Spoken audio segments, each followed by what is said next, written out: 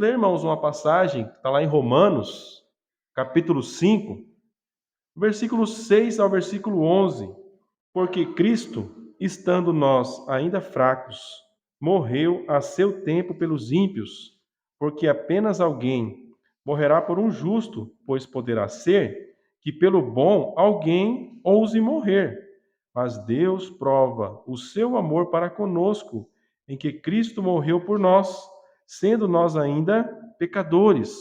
Logo, muito mais agora, tendo sido justificados pelo seu sangue, seremos por ele salvos da ira. Porque se nós, sendo inimigos, fomos reconciliados com Deus pela morte do seu filho, muito mais, tendo sido já reconciliados, seremos salvos pela sua vida. E não somente isto, mas também nos gloriamos em Deus por nosso Senhor Jesus Cristo, pelo qual agora alcançamos a reconciliação. Senhor meu Deus, que grande passagem nós temos diante de nós, ó Deus, onde mais uma vez a tua palavra, por meio do apóstolo Paulo, no capítulo 5 de Romanos, reafirma e apresenta as bênçãos que vêm da justificação pela fé, os frutos benditos da nossa aceitação perante o Pai por meio do que Cristo faz por nós na cruz, nos declarando completamente justos aos olhos de Deus. Que bênçãos maravilhosas, ó Pai, que vamos estar aqui nessa noite podendo contemplar e aprendendo também a maneira correta, como sempre devemos nos voltar para elas, lembrar do que temos em Ti, da posição que temos em Ti, ó Pai. Esse é o grande tesouro que temos diante de nós, Pai. Por isso eu peço a Tua misericórdia, eu clamo, Pai, por Tua graça, por força, para podermos estar aqui, meu Pai, todos nós aqui nesta noite, ó Deus, pensando e meditando nesse texto que nós lemos aqui, ó Pai, que vai tratar exatamente disso. Guia e conduza a nossa mente, os nossos corações, e que a nossa vontade se curva, ó Deus, em obediência, Pai, à Tua santa palavra. É o que eu oro e agradeço, meu Pai, em nome de Jesus. Amém. Somos rápidos em esquecer do valor que as coisas têm e ainda mais rápidos em desvalorizá-las. Observe uma criança lanchando. Enquanto a barriguinha está vazia, grande é a seriedade e a concentração ao saborear o lanche. Mas logo que está satisfeita, a comida restante no prato se transforma numa brincadeira. Não é assim? Comumente a gente vê as crianças fazendo. Então, isso é algo. Eu dei o exemplo das crianças, mas na verdade todos nós fazemos isso, mesmo com coisas espirituais. Quando a gente está lá no começo da nossa vida cristã, ou em momentos de aflições, que Deus te concede grande virtude e graça por meio da palavra, dos conhecimentos, as bênçãos que você recebe. O tempo vai passando, você está com a tua barriga espiritual cheia, logo, logo você esquece e você acha que você pode começar a querer brincar e desprezar aquelas verdades que você recebeu. No capítulo 5, Paulo dá início a uma série de descrições dos frutos da justificação. Grandes bênçãos florescem na vida dos que são justificados pela fé em Cristo Jesus. E aqui, a partir do versículo 6, ele continua descrevendo bênçãos, bênçãos, bênçãos. Essas grandes bênçãos, só que ele faz isso lembrando da condição em que nós nos encontrávamos e do preço que foi pago para essas bênçãos chegarem em nossas mãos. Você está o exemplo das crianças. Já comecei lá em casa a lembrar os meus filhos das coisas que eles têm e que muitas vezes eles se esquecem, comparando com outras realidades de outras crianças que não têm acesso às mesmas coisas. E eu me vejo como pai nessa condição fazendo isso. E Deus, como nosso Pai, irmãos, amoroso, ele faz a mesma coisa. Ele chega uma hora com você, como nós temos aqui nesse capítulo 5 de Romanos, e coloca nós como filhinhos dele. Meus filhinhos, vamos aqui um pouco, vamos bater um papo, vamos conversar sobre o que você tem em Cristo, sobre o que você tem por meio do meu filho. O que eu dei para você? Sabe por quê? Porque você já está se esquecendo. O teu comportamento mostra que você está esquecendo do que você recebeu. Então aqui Paulo amorosamente escreve essa carta para relembrar algumas coisas que os cristãos têm a tendência de esquecer com o tempo. Por essa razão, Deus sempre nos exortará através de constantes recordações do que éramos e do que não somos agora, do que não éramos e do que a gente é agora, de tudo que não tínhamos e agora a gente tem. Em amor e por meio da palavra, o Espírito Santo nos fará olhar para o que recebemos do nosso Senhor e Salvador Jesus Cristo e a exclusividade do seu amor e cuidado com cada um de nós, para que não sejamos enganados por falsos cristos, falsas doutrinas que desprezam ou reduzem a grandeza e o caráter único da sua obra de salvação em favor do seu povo, em favor de cada um de nós. Deus faz isso com a gente. Ele precisaria? Não precisaria. Será que ele precisa? Ele tem alguma carência afetiva? Será que Deus tem? Nós temos. Só que nós, mesmo tendo isso, carência do amor de Deus, na nossa imaturidade, instabilidade, inconstância, o que a gente faz? Constantemente nós nos esquecemos de Deus e somos seduzidos por deusinhos que o irmão leu aqui, feito de barro, feito do produto do coração do homem, falsos deuses.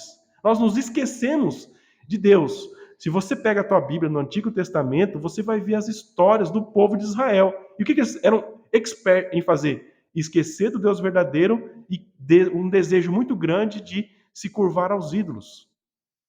É assim que nós somos, irmãos. Essa é a nossa natureza. Nós, como cristãos, somos tentados todos os dias a nos esquecer do nosso Deus e de tudo que ele fez por nós. Então é nosso grande dever relembrar disso, das bênçãos que nós temos, da condição em que nós fomos tirados. Como que a gente estava antes? Como que a gente está agora? São coisas que nós temos que pensar, sempre relembrar. Primeiro ponto, então, aqui do nosso sermão, qual que era a nossa condição quando Cristo morreu por nós? E o texto vai falar aqui por nós, irmãos. Vai falar exatamente qual que era a nossa condição quando Cristo nos alcançou. Versículo 6. Porque Cristo, estando nós ainda fracos. Primeira coisa que o texto vai falar, irmãos, que Deus nos encontrou enquanto ainda nós estávamos fracos. Estávamos numa condição de fraqueza. Uma tradução para a palavra fracos, que pode explicar de forma mais clara o que Paulo quer dizer, é delicada. Delicada. Essa palavra é usada muitas vezes na Bíblia para descrever a condição, por exemplo, de alguém que está doente. A pessoa está num estado delicado de saúde. Pensa em alguém que está, por exemplo, irmãos, acamado, num hospital, ou uma pessoa que já está em casa desenganada dos médicos, está ali recebendo tratamento paliativo para poder ter uma morte de qualidade. Uma pessoa no estado extremamente delicado de saúde. Como é que Deus nos encontrou, como o texto diz? No estado de completa fraqueza. Não há mais nada que se possa fazer. A pessoa não tem forças para se levantar ou se recuperar. Não há remédio ou tratamento que possa curar a doença. E a única certeza que você vê sobre aquela vida que está ali definhando é a morte certa. Não é assim? Quando uma pessoa está realmente num estado muito grave de fragilidade na sua saúde, é o que você vê. Agora, pega essa ideia, irmãos, de fragilidade, de fraqueza que Paulo apresenta aqui e aplique a um criminoso. Imagina o inimigo de um rei que praticou várias e várias vezes os mesmos crimes: revoltas, destruição de lugares públicos, assassinato de membros do palácio, e mesmo depois de passar anos entrando na cadeia, saindo da cadeia, ele continua na sua rebelião contra o rei, rejeitando todas as ofertas de perdão e reconciliação, com desprezo e ódio ainda maiores, praticando crimes em cima de crimes que só agravam sua culpa perante a lei e exigem a pena de morte. Esse é o estado fraco e delicado em que somos salvos. Alguém pode pegar esse texto e isolar aqui do restante e achar fraquinho, uma vítima. Não. Está falando da gravidade da condição. Imaginem, aplique isso a um criminoso. Nós somos, aos olhos de Deus, Antes de estarmos em Cristo, de sermos salvos, nós somos criminosos, rebeldes contra Deus. E a nossa situação é grave, porque imagina um criminoso que não muda, um criminoso que não volta atrás. Cada crime que ele comete só agrava a pena, a condenação só piora. São crimes em cima de crimes, de forma que não há o que se fazer. Nem o rei talvez possa interferir numa situação dessas, dando algum tipo de perdão, porque talvez a própria população se volte contra ele. Esse é o nosso estado, em que nós nos encontramos quando Cristo nos achou lá, mortos, quase definhando, sem qualquer esperança. Este é o estado fraco e delicado, então, que nós nos encontrávamos quando somos salvos. O texto vai continuar dizendo: porque Cristo, estando nós ainda fracos, morreu a seu tempo pelos ímpios. Qual que é a próxima descrição do que a gente era? Do que você era antes? Ímpio. A palavra ímpio é uma palavra muito abrangente, mas é uma palavra feia também. É uma pessoa malfeitora. Jesus ele foi colocado entre os malfeitores quando ele foi ser crucificado. Ele foi contado junto com os malfeitores, pessoas de péssima reputação, criminosos com crimes comprovados, que são colocados ali publicamente para sofrerem o castigo que eles merecem. A Bíblia descreve usando a palavra ímpios, e é o que nós somos, irmãos, é o que nós éramos antes da salvação. Jesus não morreu por nós só por causa do nosso estado de debilidade e gravidade. Se Paulo tivesse parado aqui, poderia dar a entender que nós somos vítimas de alguma coisa. Mas não só a fragilidade do nosso estado de pecado e miséria, mas de culpa, de impiedade. Mas diante do que éramos também ímpios, não só miseráveis em seu valor, mas ímpios, indignos de qualquer ajuda ou favor de Deus. A única coisa digna e esperada, vivendo nesse estado e sendo ímpios, era a morte certa e eterna.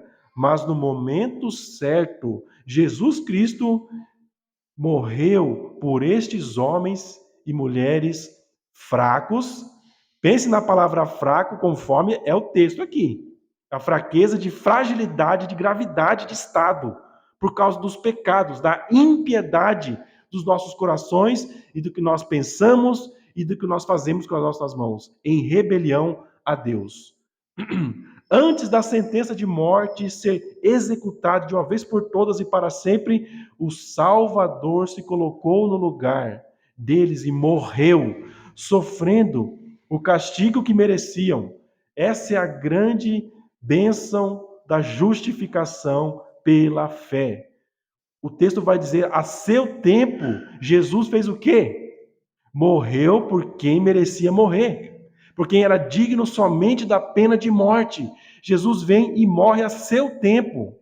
Imagine quando a pessoa é salva minutos antes da destruição, do acidente ou do incêndio, quando o bombeiro vai lá e minutos antes de tudo desmoronar, o bombeiro resgata aquela pessoa segundos antes. Assim é o nosso estado, irmãos, é algo tão urgente e Jesus nos salva a tempo, antes que a sentença seja consumada, executada de uma vez por todas.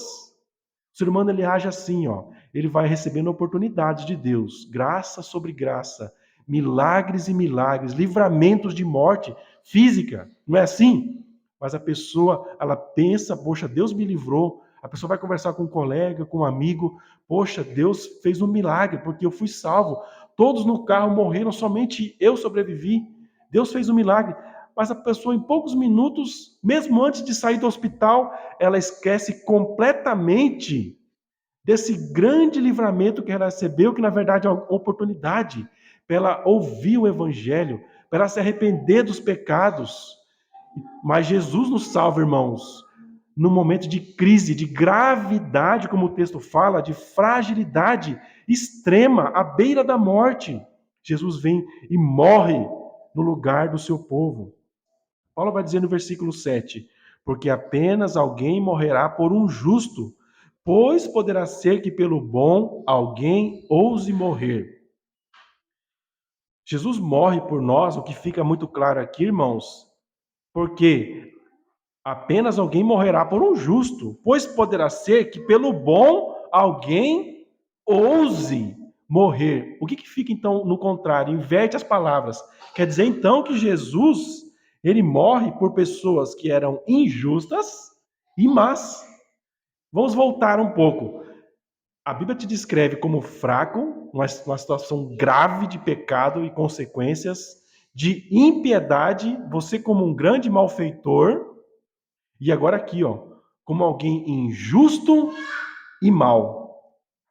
Se a possibilidade de alguém morrer por alguém justo já é difícil, ó, leia o texto, irmãos, é o que ele quer dizer, porque apenas alguém morrerá por um justo, pois poderá ser que pelo bom alguém ouse morrer. Paulo quer enfatizar aqui que mesmo se quando alguém morre por alguém bom, se sacrifica no lugar dessa pessoa, ela vai considerar que aquela pessoa é uma pessoa boa. E talvez alguma pessoa possa se sacrificar no lugar dela. Não é isso que o texto quer dizer? Por exemplo, um pai pode muito bem sacrificar sua vida pela sua família. Pode morrer pela sua família, pela sua esposa.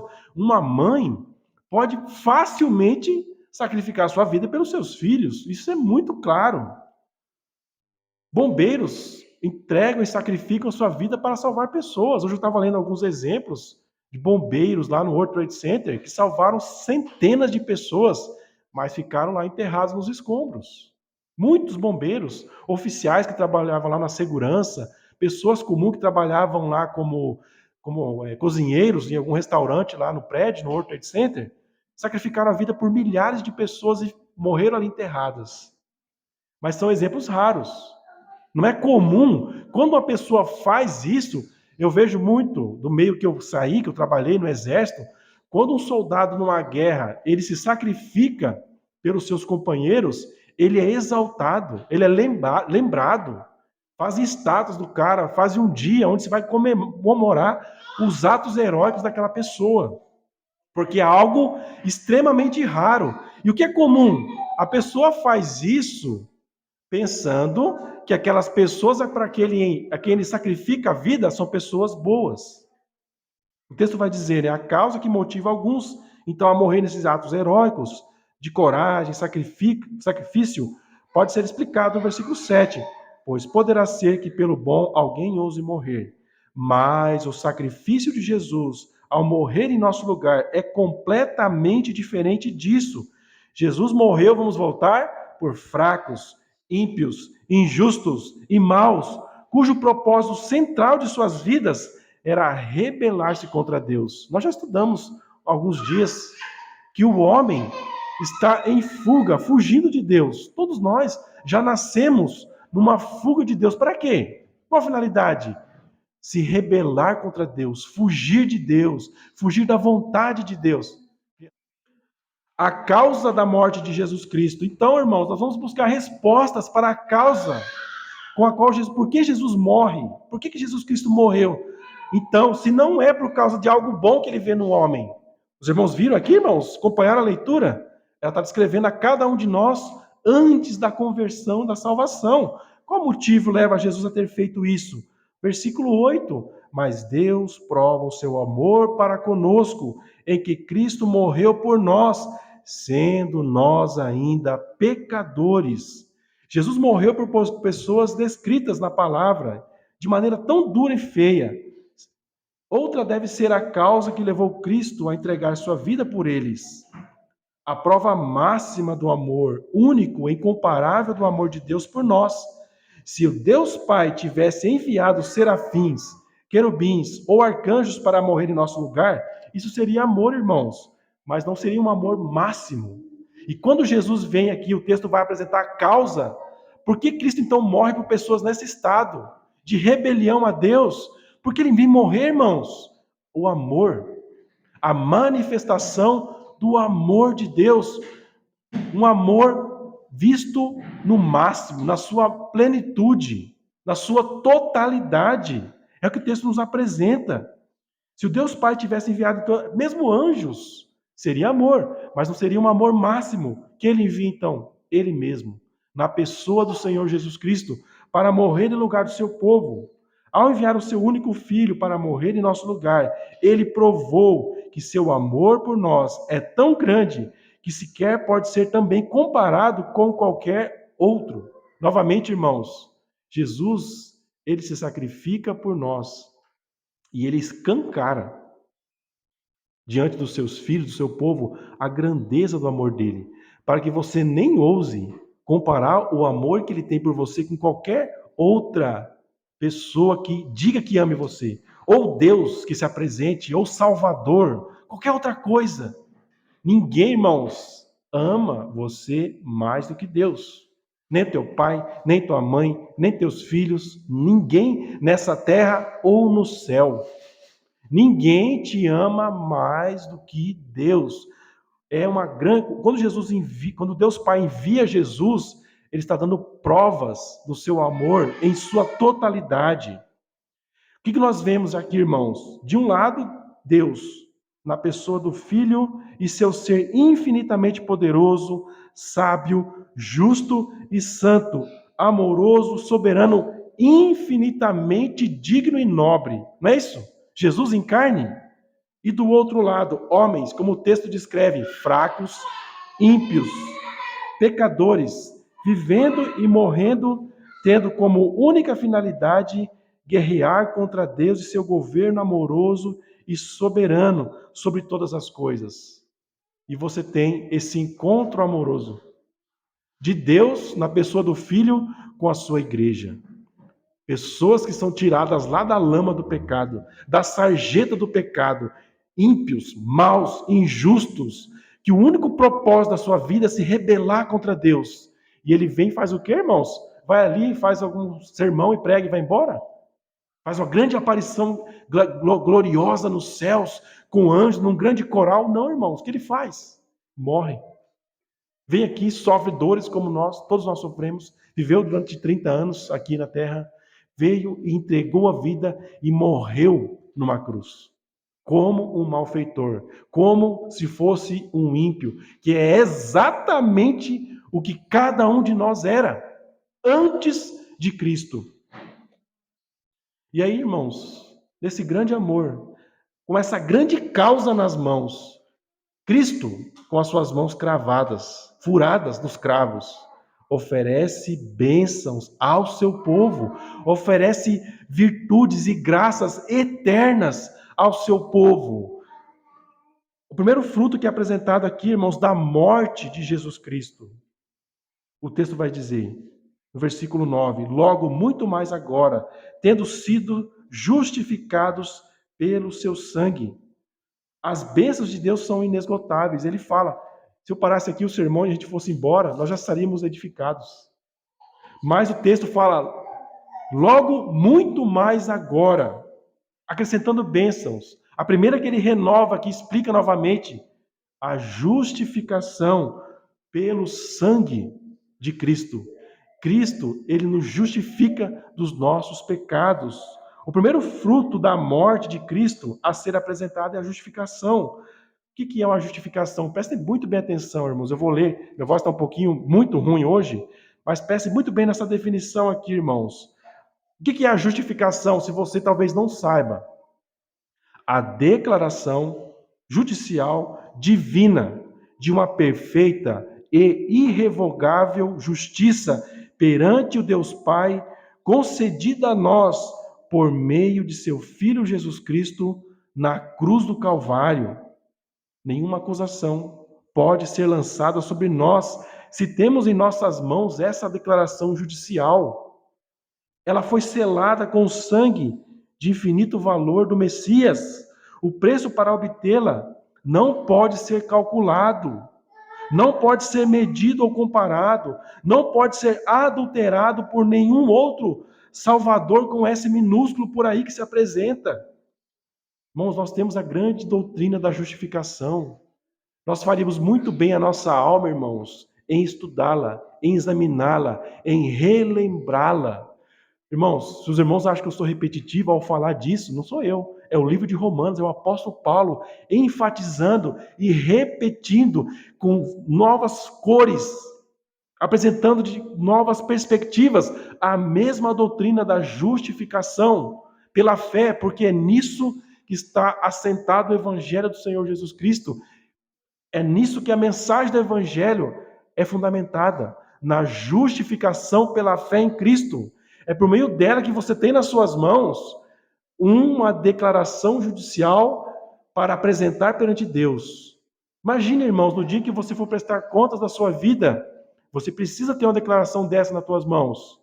Uma declaração selada com o sangue de Cristo, para que você possa comparecer perante o Pai e dizer: Pai, com segurança, eu estou em tua presença neste trono de graça, por meio do Senhor Jesus Cristo e do que Ele fez por mim. Ele deu sinais disso na minha vida.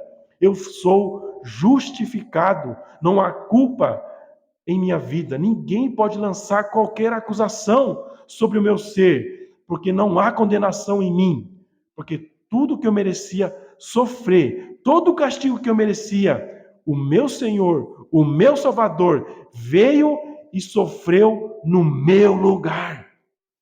A cruz de Cristo não é uma coisa lá formal, indeterminada. É algo com endereços, com pessoas certas. Se você está em Cristo, irmão, se você foi declarado justo aos olhos de Deus e você crê nisso, isso é para você de maneira pessoal e íntima.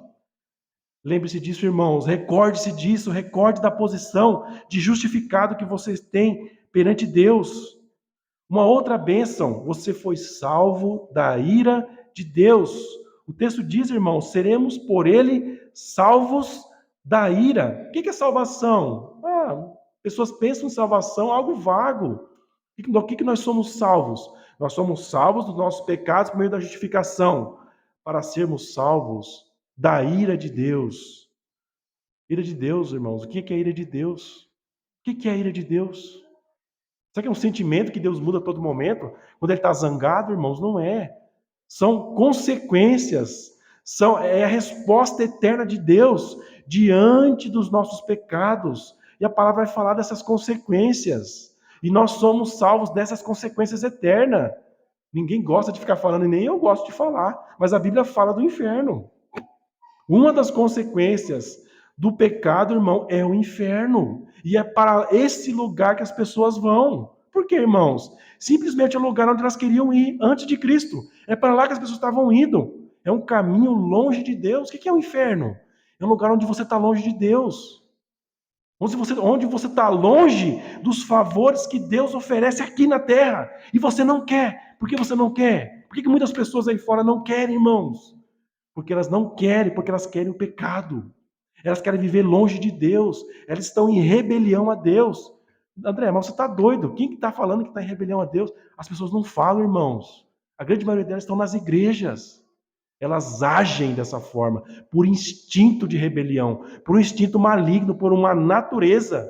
Como Paulo diz, nós éramos ímpios. Não é só fazer coisas. Você não se comporta bem, você vai para um outro lugar, um lugar ruim. Não é isso, irmãos. As pessoas estão indo em uma direção que elas querem ir. Na sua condição natural. Para onde elas estão indo? Para o inferno. É para lá que elas estão indo. Por isso o Evangelho é uma mensagem tão importante, mesmo para nós que já ouvimos e fomos salvos. Precisamos relembrar de onde Deus nos tirou. Te pegou e te arrancou de lá porque você não queria sair. Você estava lá junto com os outros, escravo ao pecado, indo para o inferno. O que Deus faz? Envia o Filho dele e te pega pela mão. Te atrai com a graça e a misericórdia e o amor dele. Te tira daquele lugar e te leva para a glória. Te tira do inferno e te leva para o céu, irmãos. Como não vamos pensar nisso com alegria? Como não vamos ter fervor ao pensar nisso? Como não vamos evangelizar os nossos filhos com zelo? Considerando que são almas que estão indo em direção ao inferno, se não se arrependerem e crerem. Nós mesmos, se estamos levando na brincadeira as grandiosas oportunidades que recebemos do Senhor Jesus Cristo. O Espírito Santo está aqui essa noite. Se o Espírito Santo não estiver aqui essa noite, nós temos que correr daqui. Nós só estamos aqui, irmãos, porque o Espírito Santo de Deus está presente. Por quê, irmãos? A Santa Palavra está sendo ministrada. Verdades eternas estão sendo desatadas, selos estão sendo abertos, mistérios estão sendo revelados diante de nós. O mistério do Evangelho está sendo revelado perante os nossos ouvidos, perante as nossas almas. Quando eu me dirijo às criancinhas, que são crianças, eu me dirijo a almas eternas. Quando eu me dirijo aos irmãos que são adultos, eu estou me dirigindo a almas eternas. Por meio desse homem falho e frágil e fraco, o Espírito Santo fala por meio de mim, para que você saia de um caminho de destruição eterna, uma rota de colisão perante Deus, Senhor da glória. Então lembre de onde você saiu, lembre de onde Deus te tirou e permaneça firme e ainda com mais firmeza amanhã.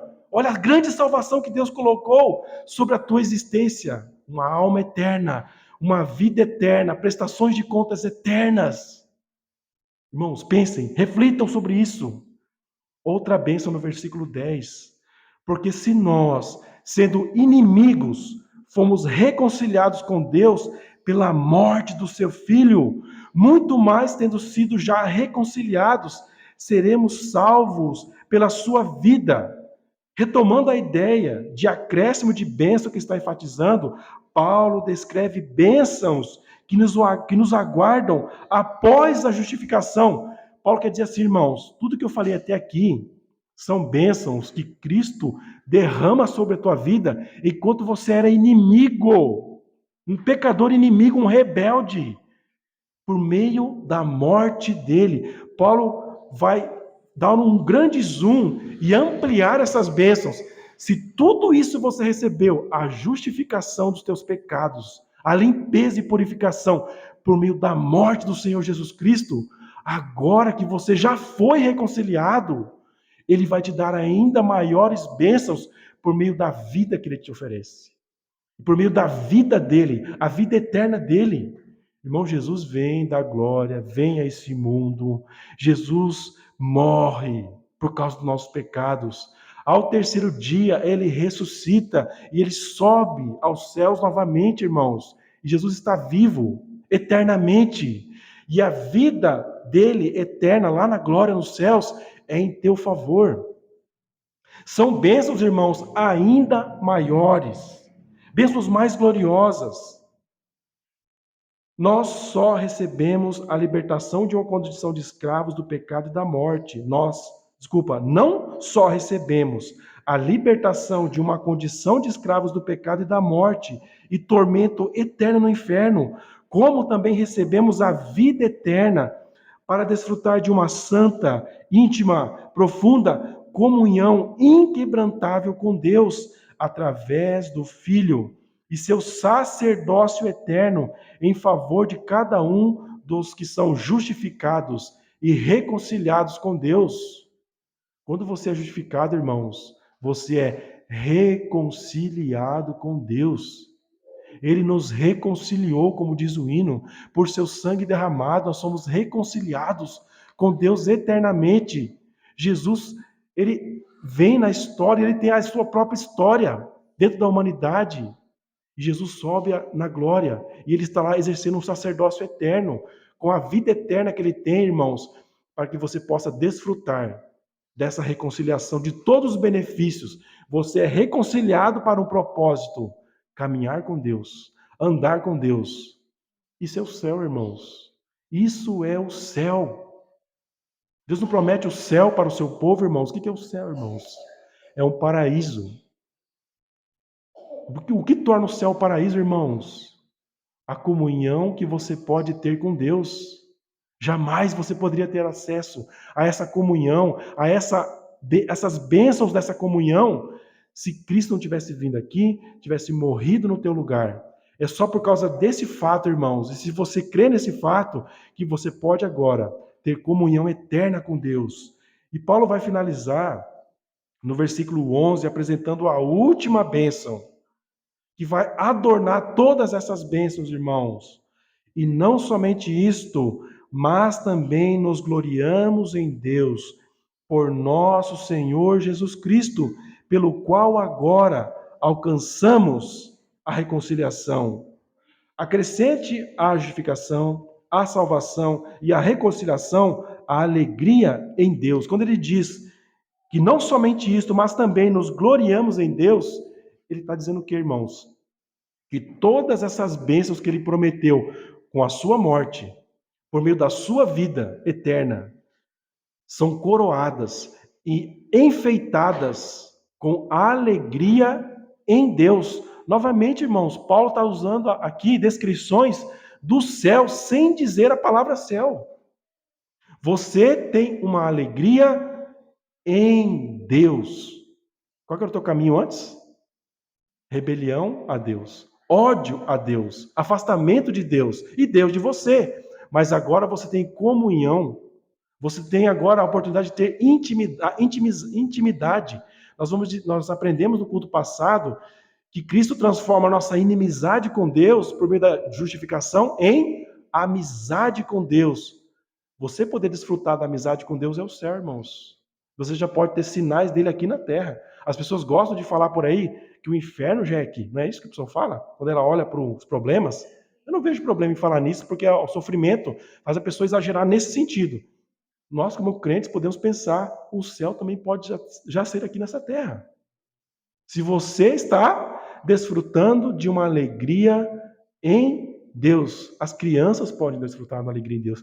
Que bom, criancinhas, que vocês hoje, sem o papai, sem a mamãe pedir, vocês voluntariamente começaram a orar no culto. Isso é amizade com Deus. Não quer saber se algum adulto vai brigar com eles ou se algum adulto vai mandar fazer shh. Simplesmente começaram a abrir a boquinha e começaram a orar. Isso é culto, irmãos. Fruto de uma comunhão com Deus, isso é uma grande bênção. Devemos incentivar nossos filhos a isso, a essa alegria singela que eles têm com Deus. Alegria, irmãos. Nele temos todas as promessas das Escrituras concretizadas em nossas vidas para sempre. Como não haveríamos de estar alegres em Deus por nosso Senhor Jesus Cristo? O texto vai dizer no final, irmãos, vamos ler juntos, verso 11, pelo qual agora alcançamos a reconciliação. Irmãos, as promessas de Deus já estão acontecendo. A gente gosta de prolongar as coisas sempre lá para o futuro, mas as promessas são para agora. A consumação delas já começaram. Olha aqui, o texto diz, pelo qual agora alcançamos a reconciliação com Deus. Fica tão vago se a gente não pensa, né? É uma reconciliação. O que está por trás disso, irmãos? O céu. Simplesmente por trás da palavra reconciliação está o céu, o paraíso que você tem com Deus. Que bênção, irmãos. Conclusão, em amor e por meio da palavra, o Espírito Santo não nos faz olhar para o que recebemos do nosso Senhor e Salvador Jesus Cristo e a exclusividade do seu amor e cuidado com cada um de nós, para que não sejamos enganados por falsos cristos e falsas doutrinas que desprezam e reduzem a grandeza e o caráter único de sua obra de salvação em favor do seu povo. Para não ceder à tentação de nos esquecer da grandeza das bênçãos que recebemos de Deus, temos aqui um grande lembrete da nossa condição antes de sermos encontrados por Cristo, em nosso caminho de rebelião a Deus. Jesus morreu por nós, quando estávamos numa condição de fraqueza e quando éramos por natureza ímpios, maus e injustos. É nessa condição terrível em que somos salvos por Cristo por meio de sua morte. O Deus Pai envia o seu Filho para morrer no lugar dos pecadores eleitos, como prova do seu grande, único e incomparável amor por nós.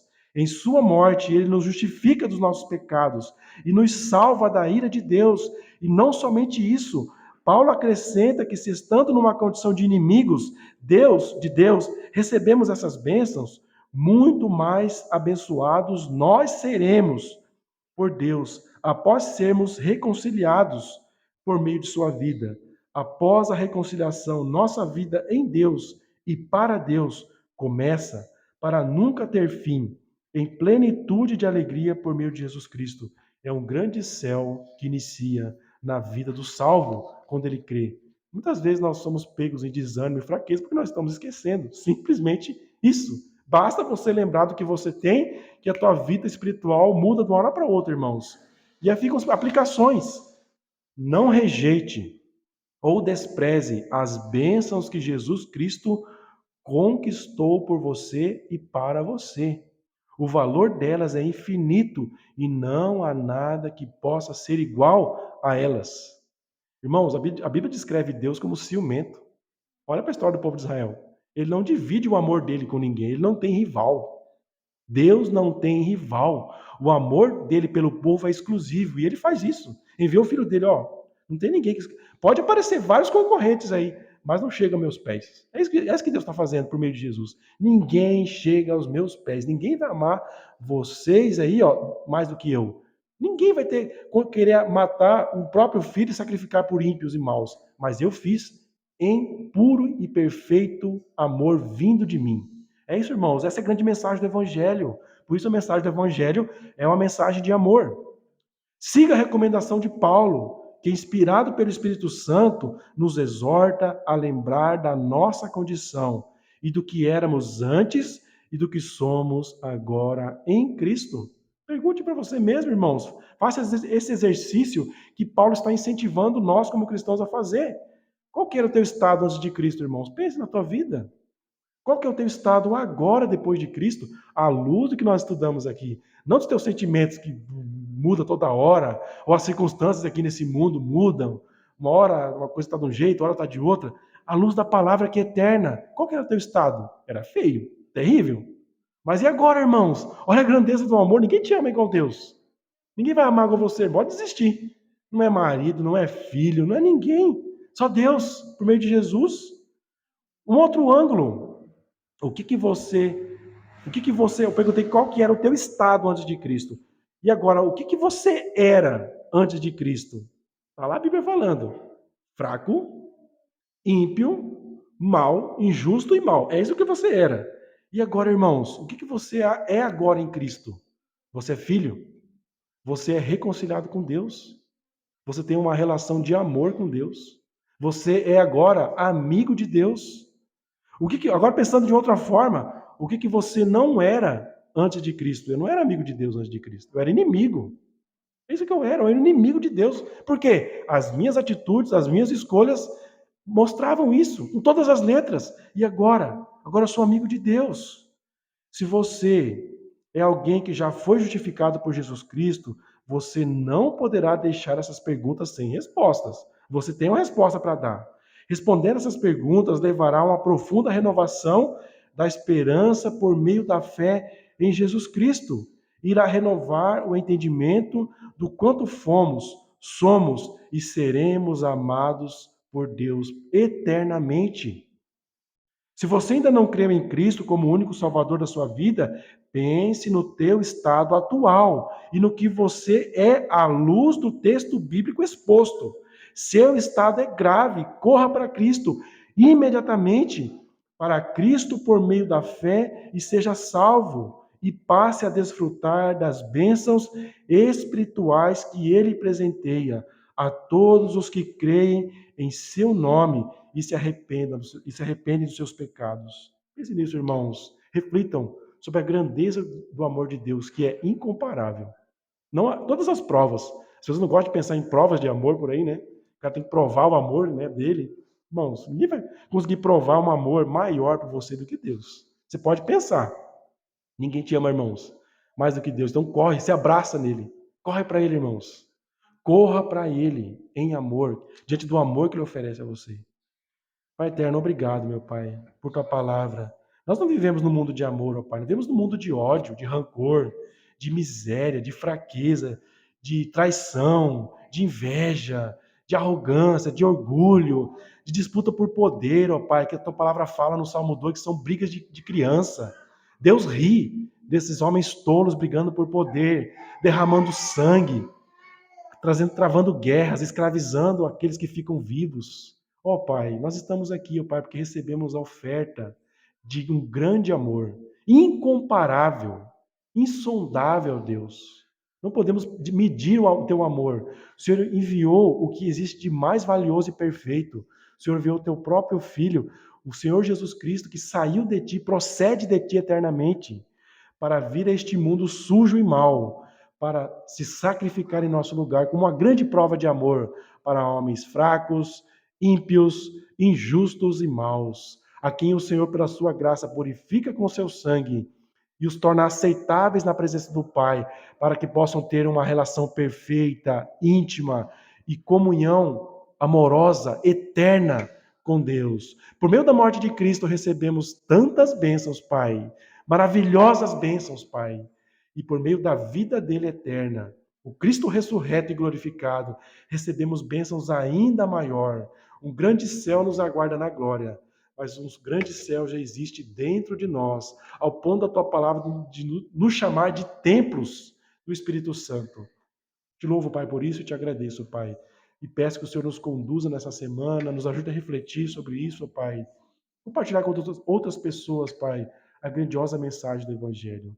Que o amor de Deus, que a graça do nosso Senhor Jesus Cristo e que a comunhão e a consolação do Espírito Santo possa estar com todos em nome de Jesus. É o que eu oro e agradeço. Amém.